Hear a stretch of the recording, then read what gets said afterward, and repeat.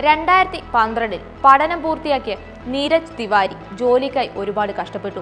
ആ വിഷമത്തിന്റെ ഫലമായി എടുത്ത തീരുമാനത്തിന്റെ അടിസ്ഥാനത്തിൽ ഇന്റർവ്യൂ അറ്റൻഡ് ചെയ്ത് സമയം നഷ്ടപ്പെടുത്താതെ സ്വന്തമായി എന്തെങ്കിലും ചെയ്യാൻ അദ്ദേഹം തീരുമാനിച്ചു.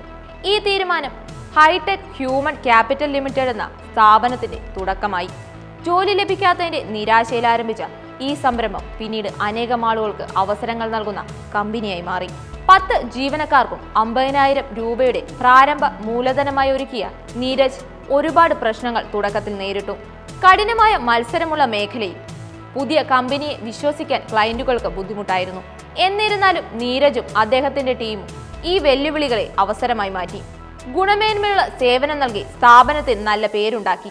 2015ഓടെ HHCIL ഒരു പ്രൈവറ്റ് ലിമിറ്റഡ് കമ്പനിയായി മാറി. 2018 പേറോൾ മാനേജ്മെന്റ് പോലുള്ള കൂടുതൽ സേവനങ്ങളിലേക്ക് വ്യാപിച്ചു.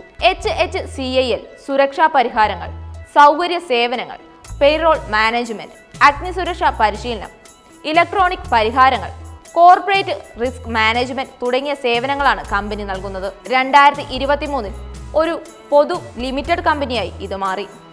വർഷം തോറും 38% വരുമാന വളർച്ചയും 20% PATയും കമ്പനിയിൽ നിലനിർത്തുന്നു.